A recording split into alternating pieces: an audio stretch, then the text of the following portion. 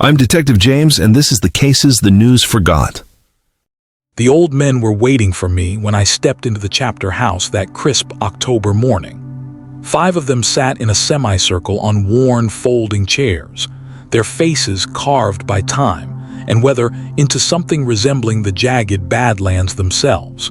They had called for me specifically, asked for Nathan Brings Plenty by name. In my line of work, that usually means the situation has moved past the point where logic or standard procedure can help. I've been a tribal ranger on Pine Ridge for 8 years now. My grandfather held this badge long before it was a formal title. He was a man who knew how to read the stories written in the dust and bent grass, and he was the one who first warned me that there are places in this world you simply do not go after the sun dips below the horizon. Places where the wind doesn't just blow, it whispers. As a younger man, I didn't always believe him. At 56, I've learned that the old stories are rarely just stories. Thomas Ketch's enemy, the eldest of the group at 85, leaned heavily on his walking stick. His hands trembled, but his eyes were as sharp as flint. "Sit down, Nathan," he said. "We need to talk about the North Ridge." My stomach did a slow roll. The North Ridge is a jagged stretch of pine-covered hills 12 miles out, right on the edge of the reservation boundary. It's beautiful if you don't mind the kind of isolation that makes your ears ring. "Robert Hollowhorn's boy went missing up there 3 nights ago," Thomas continued. "He went out bow hunting and never walked back out. They found his truck yesterday on the old logging road. The driver's side door was wide open and the engine was still idling. His bow was still in the truck bed, his quiver full. He hadn't even taken a shot.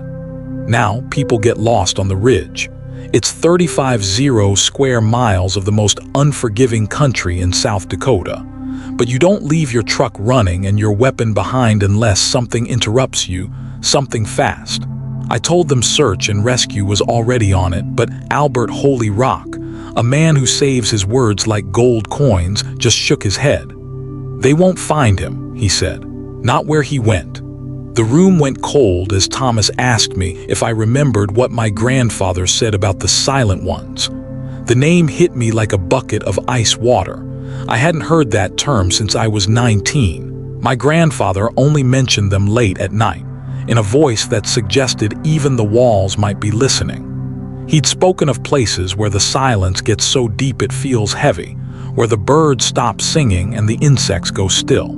"Your grandfather was the last ranger who truly understood," Albert said, his voice etched with a grim sort of disappointment. "The younger ones, they think everything is science and modern thinking, but the land hasn't changed. What lives in the shadows hasn't changed. They made me promise right then and there, do not go up to that ridge at night. And if the wind stops, if everything goes perfectly, unnaturally still, I was to turn around and run. No investigating, no looking back." I left that meeting with a hollow feeling in my chest. By that afternoon, I was at the North Ridge. The autumn air was deceptive, mid-60s and bright, making you forget how quickly the dark can kill you out here. The logging road was a mess of official vehicles. I found the coordinator, Mike Russell, looking like he hadn't slept in 48 hours. He told me they'd used dogs, thermal imaging, and grid searches. Nothing. No prints, no blood, not even a scrap of torn flannel. The truck was the real mystery. Wallet and phone on the seat, keys in the ignition. Mike handed me an evidence bag with the kid's smartphone. It looked brand new, but it was dead. Not battery dead, but fried. The technicians couldn't get it to turn on or charge. It was as if every circuit inside had been cooked by a massive surge of energy, yet there wasn't a scratch on the casing. I walked a slow circle around that Chevy, looking for the one thing everyone else might have missed. I was looking for the reason a young, experienced hunter would step out of a running vehicle and simply vanish into the pines. In the woods, quiet is normal. Stillness is a warning. But out on the North Ridge, I was about to find out what happens when the silence starts to follow you. The driver's side door hung open at a sharp angle, a silent invitation into a mystery I wasn't sure I wanted to solve. The engine had been idling for nearly 24 hours before a searcher found it and turned it off. There was no telling how long young Hollow Horn had been gone before that. I climbed into the cab, sinking into the seat, trying to find the frequency of a man who simply vanishes. He was a seasoned hunter, a man who respected the mountain. Why park here? Why leave the heater running and the door wide? Why leave his phone and his bow, his lifeline, sitting right there on the upholstery? And then it hit me.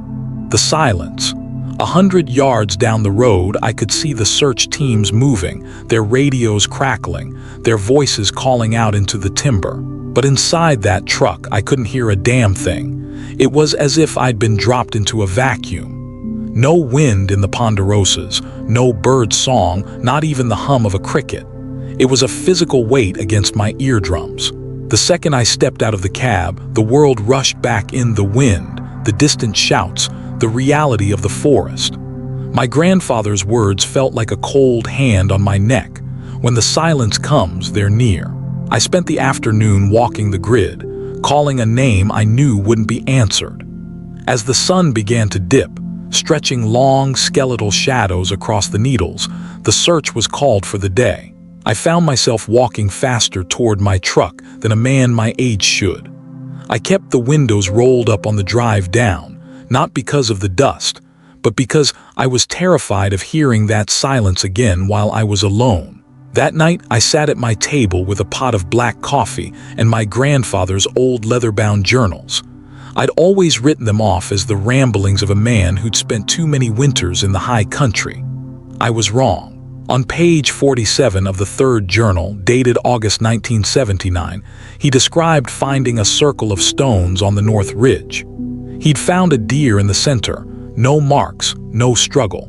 Its heart had just stopped. He wrote that the silence came down like a blanket and he'd run. He never went back. He'd spoken to the elders then, just as I had today. They told him the silent ones were watchers, beings that exist at the very edge of human perception. They don't speak, they don't breathe. Where they walk, the world simply holds its breath. His last entry 3 months before he passed was a warning. The silent ones are moving again. The territory they occupy is expanding. I hope whoever comes after me has the sense to listen. I looked at my reflection in the dark kitchen window, and for a split second, I saw a shadow behind me that didn't belong. It stood too still, too tall. When I spun around, the room was empty. The next morning, I beat the search teams to the ridge. I needed to see the ground before it was trampled by boots and chatter. I followed a set of impressions about a quarter-mile into the brush. They were roughly the size of a man's boot, but the spacing was all wrong, and they barely depressed the pine needles, as if whatever made them was losing weight with every step. They led me to a clearing, 30 feet of dead air surrounded by ancient pines. In the center was the stone ring. No deer this time, just bare, cold earth. I pulled out my phone to document it, but the screen stayed black. A low buzzing started in my jaw, making my teeth ache. Then the switch was flipped. The world went mute. I scanned the tree line. Nothing moved, yet I felt an overwhelming gaze on me, not from one direction, but from everywhere. I was an insect pinned to a board. I backed away, hand on my sidearm, knowing full well that lead doesn't stop a shadow. I didn't stop running until I hit the gravel of the logging road and the wind returned to the trees. I didn't tell the teams, they'd think I'd finally cracked. Instead, I drove to Thomas Ketch's enemy's place. He was sitting on his porch waiting for me. "You went to the ridge," he said. It wasn't a guess. I told him about the stones and the silence. I asked him what they were: ghosts, spirits. He told me our language has a word that doesn't translate, but watchers is as close as I'd get. He said our worlds rarely overlap, but when they do, they're drawn to a certain kind of energy. And right now, the North Ridge was vibrating with it. The elders knew the price of curiosity. I was starting to realize that some secrets aren't meant to be uncovered. They're meant to be avoided. Thomas Ketch's enemy looked at me, his gaze heavy with the weight of things most people spend their lives trying to ignore. "Your grandfather believed they were like smoke, Nathan," he said softly. "You can see it, you can smell it, But when you reach out to grab it, your hand finds nothing but air. The silent ones are present but not solid. They are visible but they aren't real, at least not by our definition. I asked the question that had been burning in my gut. Robert Hollow Horn, did they take him? Thomas didn't answer immediately. He stared out at the darkening horizon for a long time. Take isn't the right word. He encountered them, and he didn't come back. You might find his body eventually, but there won't be an explanation that makes sense to a coroner. He told me about his own encounter when he was a young man hunting in the Black Hills. He'd been caught out after dark and made a camp in a small canyon. The night was normal until the sound vanished. The fire kept burning, but he couldn't hear the crackle of the wood. When he looked up, he saw them. 3 or 4 figures standing at the edge of the light. He couldn't describe them properly. He said the memory slipped away like water every time he tried to pin it down. They were tall, motionless, and they didn't breathe. He sat frozen until dawn, knowing instinctively that if he'd shown fear or tried to fight, he'd have vanished just like Hollow Horn. They don't bother those who stay on the paths, Thomas warned. But when you wander into their places, when you cross into territory that belongs to them, that's when things happen. You felt it at that clearing. Your grandfather marked other spots in his journals. You'll learn the signs, trees that grow wrong, animals that refuse to settle, and that crushing, absolute silence. I told him I was just a ranger, equipped for trail maintenance and lost tourists, not for hunting shadows. Thomas just smiled sadly. He told me I could either learn now while I had a guide, or wait until I had an encounter I couldn't ignore. As I was leaving, he gave me one final warning. They don't speak, but you might hear voices. Familiar words, names of the dead, sounds that seem to come from inside your own skull. Don't trust them. If you hear voices in the silence, you walk away. Fast. The search for the Hollow Horn boy dragged on for another week. I did my best to steer the teams away from the thin places, but on the 6th day, Mike Russell called me over. They'd found a deer lying in a depression between 2 rocks. It looked like it was sleeping, but it was stone dead. No blood, no struggle, no marks of a predator. Within 48 hours, they found 3 more just like it. I saw the tracks again in the soft earth near the carcasses, those light, impossibly spaced impressions. I convinced Mike to pull the search back, using the excuse of dangerous terrain for the official report. I knew I was just delaying the inevitable. The North Ridge was changing. Whatever lived there was stretching its legs. That night, I was at the station finishing paperwork when the radio crackled. Dispatch reported lights moving through the timber at Burnett Creek, about 2 miles from the stone circle. It was past 10 o'clock p.m., moonless and pitch black. I should have called for backup. I should have waited for the sun. But I was tired of being afraid of my own shadow. I drove up to the creek and killed the engine. At first, everything seemed normal, the wind in the pines, a distant owl, the ticking of the cooling hood. But as I stepped out into the dark, I felt the air grow heavy. The night was about to get a lot quieter. In the forest, light usually means safety. But at Burnett Creek, the lights were just the beginning of the end. Everything seemed fine, until it wasn't. I grabbed my flashlight and radio, stepping off the gravel and into the brush toward where the caller had reported the activity. My beam cut a lonely path through the darkness, illuminating the skeletal trunks of the ponderosas. I called out, my voice sounding thin and small against the vastness of the ridge. No answer. I followed an old game trail for about 15 minutes, the air growing colder with every step. Then I saw them. They weren't flashlights. They weren't campfires. They were soft, bluish-white spheres of light floating effortlessly between the pines. There were 5 or 6 of them, drifting in a choreographed pattern like they were performing a dance or a sweep. The word hit me like a physical punch: hunting. These things were hunting. I took a clumsy step back, my boot catching on a protruding root. I stumbled, the noise of snapping dry wood sounding like a gunshot in the still air. When I looked up, the spheres had stopped their drifting. They all turned toward me in unison. The silence slammed down. I didn't wait to see what came next. I turned and ran. My flashlight beam bounced wildly, catching flashes of white light gliding through the trees on either side of me. Then the whisper started. It wasn't spoken, it was a vibration in the air. Nathan. It sounded like wind through dead grass. It sounded like a memory I couldn't quite reach. It sounded like my grandfather. Nathan, stop running. I didn't stop. Thomas's warning was screaming in my head. Don't trust the voices. I broke out onto the access road, my lungs burning, and dived into the truck. The engine roared to life, and I didn't even look back until I was a mile down the road. In the rear view, I saw them, the lights standing at the edge of the timber. And standing among the lights were the shapes, tall, thin, and impossibly still. The silent ones. I didn't report it. I didn't even log it. I just drove straight to Thomas Ketch's enemy's house. He didn't seem surprised to see me at midnight. Over coffee, he told me they were more active than they'd been in 40 years. Something has stirred them up, he said. They're usually hidden, even when they're active. Now they're bold. He went into his back room and returned with a small leather pouch on a cord, something my grandfather had carried. He told me it was medicine, a way to make me less interesting to the things on the ridge. He also gave me a deadline. The new moon was in 3 days. That's when the barrier is thinnest. If I was going to find the truth, it had to be now. The next morning, I hit the tribal library.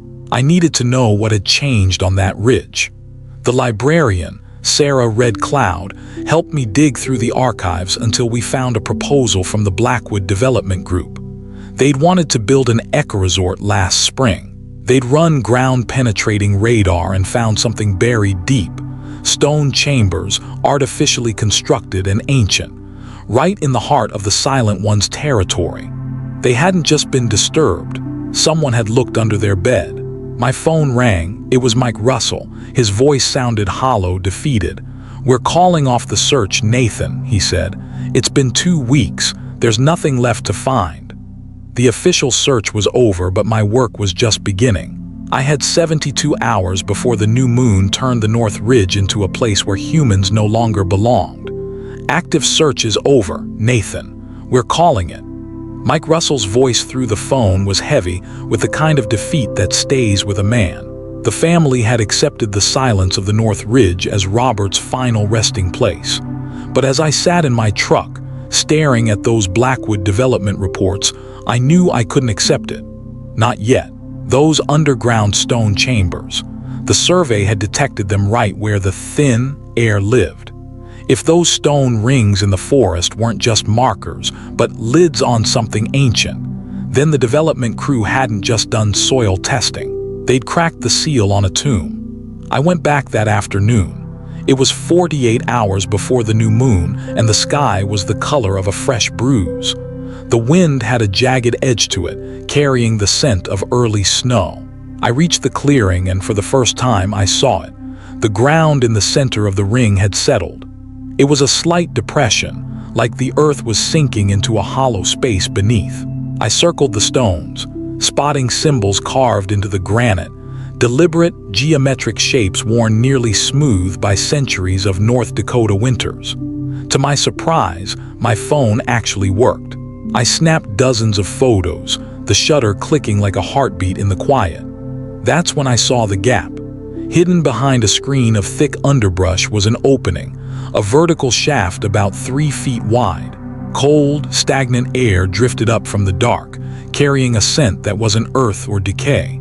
It was the smell of static and old stone. Against every protocol I'd ever been taught, I lowered myself into the hole.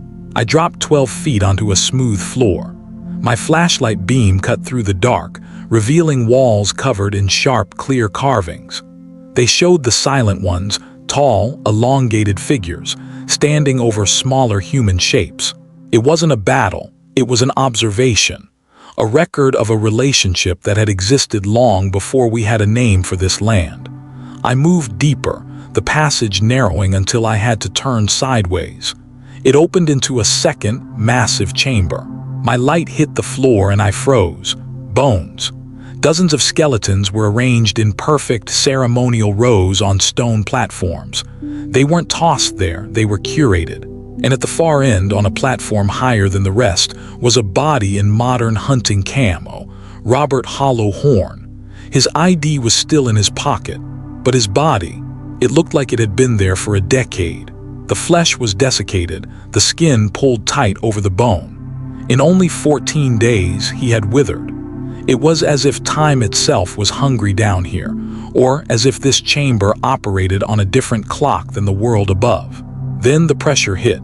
My ears popped and a high-frequency hum made my teeth ache. The silence arrived, but this time it had mass. It squeezed the air right out of my lungs. I spun around, and in the flickering glow of my light, I saw them. They were standing among the platforms, tall and impossibly thin, their geometry defying the way my brain wanted to process space. They didn't have faces, but I felt their gaze, a cold, clinical curiosity. The whispers started inside my skull. Leave now or stay forever. I didn't wait. I scrambled back up the passage, scraping my shoulders and tearing my palms on the rock. I burst out of the hole and didn't stop running until I hit the timberline. When I finally looked back, they were standing at the edge of the clearing. In the gray daylight, they looked like smoke, shimmering, translucent, but undeniably there. They were letting me go. A warning. I drove to Thomas Ketch's enemy's house on shaking legs. The sun was setting, bleeding red across the horizon. Tomorrow was the new moon, the night when the walls between our world and theirs would vanish entirely. Finding the body was supposed to bring closure. Instead, it brought a nightmare that wouldn't fit in a report. "You went into their place," he said. It wasn't a question. Thomas didn't even look up from the stove. "You went underground." I could only nod, my throat too tight to find words. He forced me into a chair, put a mug of water in my hands, and waited. He didn't rush me. Out here, you learn that trauma needs room to breathe. When my heart finally stopped trying to kick its way out of my chest, I told him everything. I told him about the stone gallery, the rows of skeletons, and the way Robert Hollow Horn had been arranged like a prized artifact. Thomas listened with his eyes closed, his face as still as the carvings I'd just seen. When I finished, he let the silence sit between us for a long time. "They showed you," he finally whispered. "They revealed their nature. In all the accounts I've heard from the elders, they've never shown themselves so clearly to someone who lived to tell the tale." I asked him, "Why me?" Maybe it was the badge. Maybe it was because my grandfather had earned a sliver of their respect decades ago. Or maybe, Thomas suggested, they wanted me to understand the price of trespassing.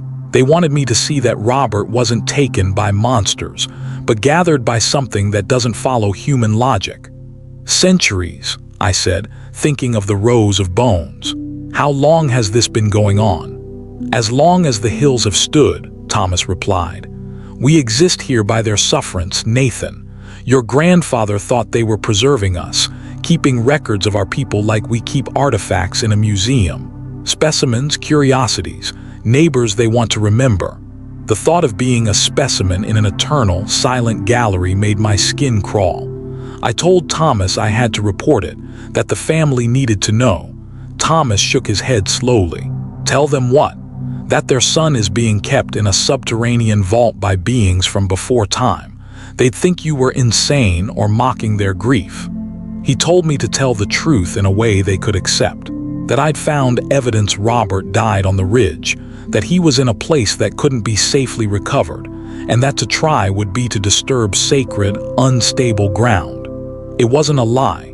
It was just a different frequency of the truth. He warned me again about the new moon. "They've shown you their domain. If you go back now, they'll see it as a challenge. They will respond." I promised to close the area officially. Geological instability, risk of collapse. I stayed at his house that night. I couldn't handle the silence of my own home. At 3 a.m., I woke to a sound that shouldn't have been there. Singing. Soft, distant Lakota words, the same ones my grandfather used to hum. I looked out the window. The yard was empty under the starlight, but the song resonated in my very marrow. Thomas appeared in the doorway, wrapped in a blanket. "They're acknowledging you," he said, "marking you as someone who's seen the other side. It's a recognition, you're different now." I didn't feel different, I felt terrified. The next morning, I filed the closure notice at the station. As I sat at my desk, the office was empty, but then I felt it. A whisper right against my ear. "Nathan." It sounded like wind through stone. "Nathan, we're still watching." I clutched the medicine pouch Thomas gave me until my knuckles went white. I locked the station doors with shaking hands and drove away. But the world wasn't done with me. My supervisor, Carl White Eagle, stopped by at noon. He told me I looked like hell and then dropped the hammer. Robert Hollowhorn's parents wanted to see me. They'd heard I was the last one on the ridge, the one who closed the area. They wanted closure. They wanted to look into the eyes of the man who saw their son last. How do you look a grieving father in the eye and tell him his son is a statue in a shadows gallery? I was about to find out. Thomas Ketch's enemy was right. Some truths are too heavy for a mother's heart. At 6:00 p.m., I pulled up to the Hollowhorn house. The windows were fogged from the heat of a dozen people gathered inside, a family trying to stitch their lives back together after the seams had ripped. Margaret opened the door, her face a map of sleepless nights and fresh grief. Inside, the air was thick with the scent of cedar and sorrow. Robert's father, David, sat on the edge of his chair, his eyes searching mine for a miracle I didn't have. I sat down and took a breath. "I'm sorry," I began, my voice steady only because it had to be. "I found evidence that Robert went deep into the backcountry, places our people were always told to respect and leave alone." I told them about the ancient stone chambers. I saw the flickers of recognition in the eyes of the elders. They knew the weight of that land, even if they hadn't seen the shadows themselves. Then came the question that felt like a knife. "Did you find his body?" I looked Margaret in the eye and gave her the version of the truth she could carry. I told her I found evidence he had entered a chamber and was still there, but that the ground was too unstable, too sacred to be disturbed. I told her that bringing him out would be physically and spiritually dangerous, not just for us but for him. David was angry at first. He wanted to bring his boy home. But the oldest grandmother in the room, her eyes clouded with cataracts but seeing more than any of us, spoke up. "He walks with the ancestors now," she whispered. "He is beyond our reach, but he is not lost. You must accept this." Before I left, Margaret caught me at the door. "Did he suffer?" she asked, her voice breaking. I thought of Robert on that stone platform looking like he'd been asleep for a century. "No," I said. "It was quick. He didn't even know." I drove home feeling like a ghost myself. I had lied to a grieving mother, but the alternative, telling her that her son was a permanent exhibit in a subterranean gallery of the silent ones, would have shattered her mind. I started my own journal that night, a private record of the things that don't go into the ranger's log. I wrote about the silence, the pressure, and the dreams of that underground vault. 3 days after the new moon, the phone rang. A hiker had ignored my closure signs and was panicking at Burnett Creek. "There are lights," he gasped, "and I hear voices. My wife's voice, Nathan, she's calling for help."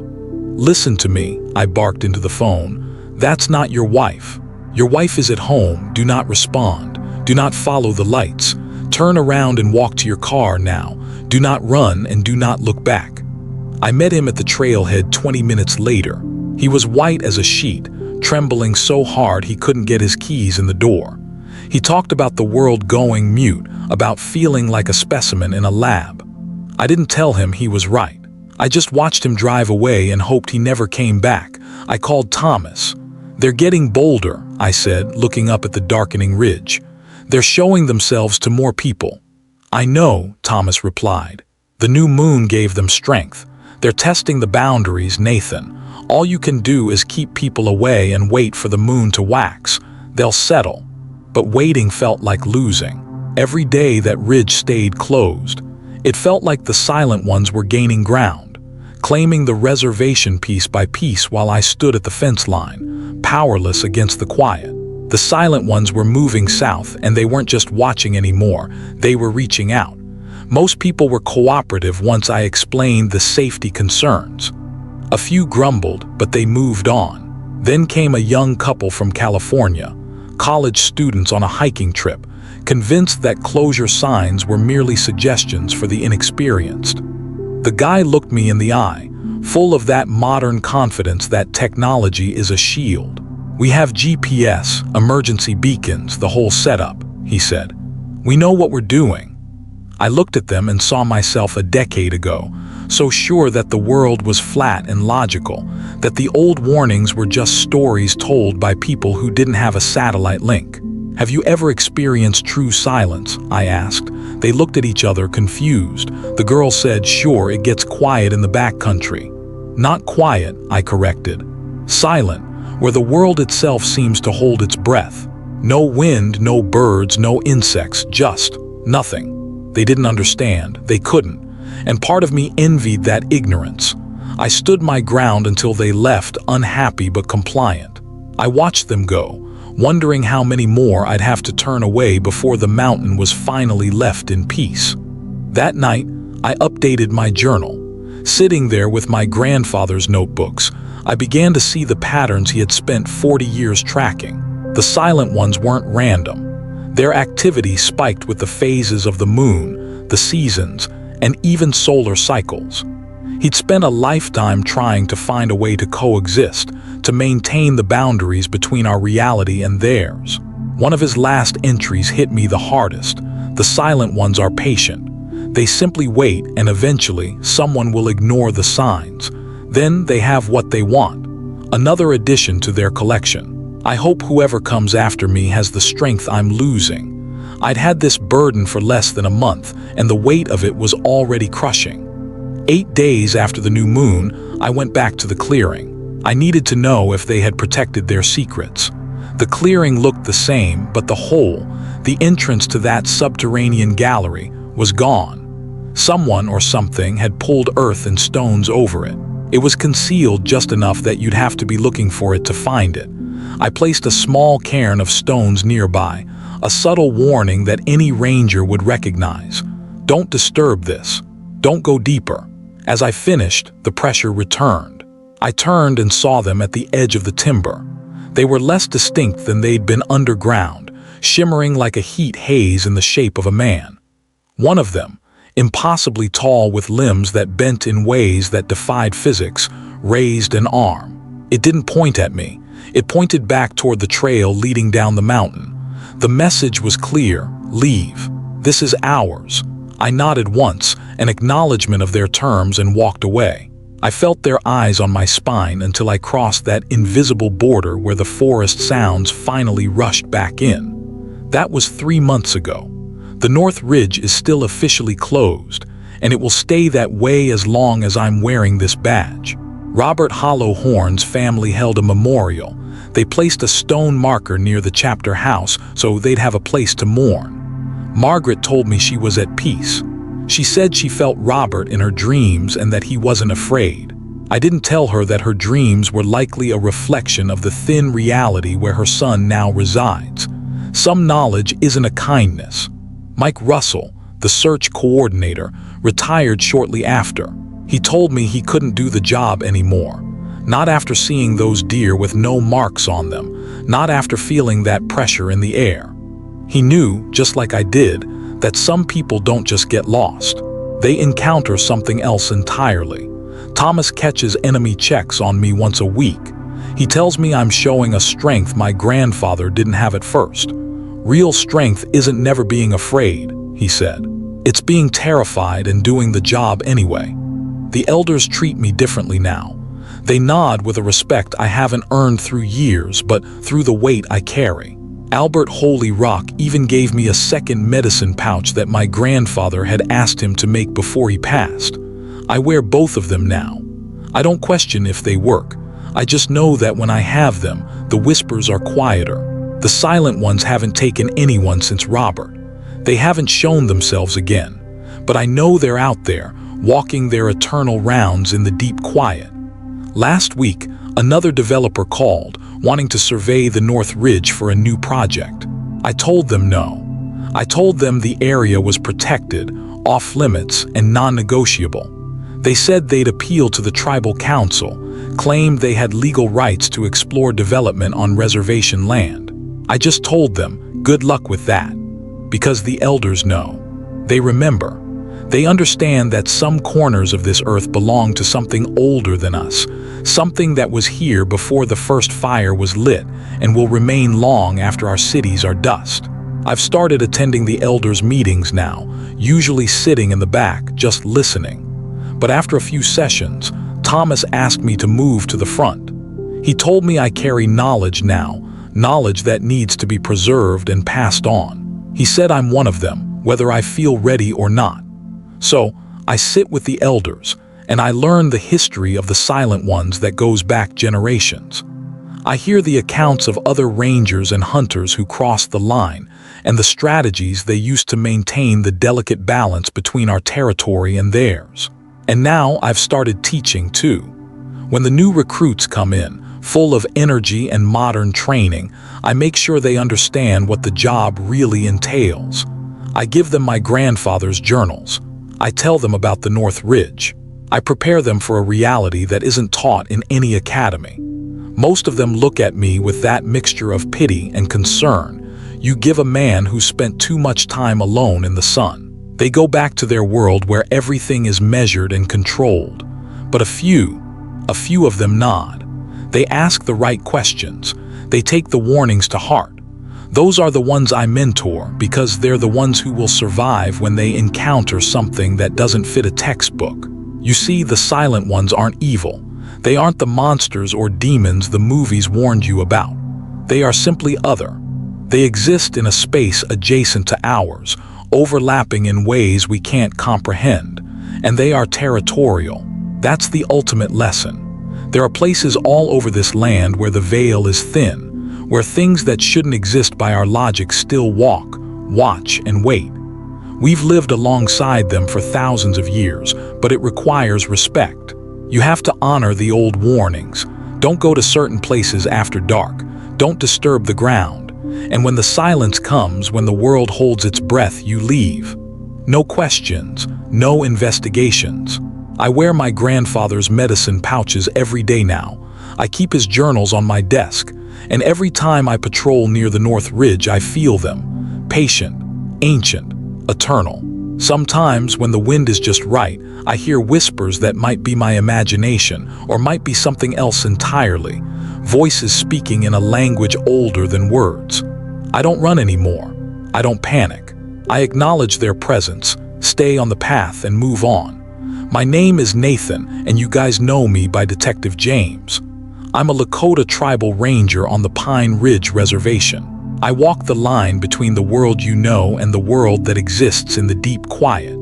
I should have listened to the elders sooner, but I'm listening now. On those moonless nights when the forest goes still, I finally understand what my grandfather wrote. We are not the dominant species on this land. We never were. We're just the ones who learned to coexist with what was already here. The North Ridge belongs to them. Maybe it always did. Winter is coming to the ridge now. Snow will soon seal those stone chambers beneath the earth. The silent ones will retreat, but they are never truly dormant. I'll keep my watch through the ice and the long, dark nights, the watcher watching the watchers. We maintain the boundary through memory and respect, knowing that some things are simply bigger than us. As long as I'm wearing this badge, I'll make sure it stays that way. Because the silence is listening and it never forgets. That's the end of the file on the North Ridge. It's a haunting reminder that we're guests on this planet, not the owners.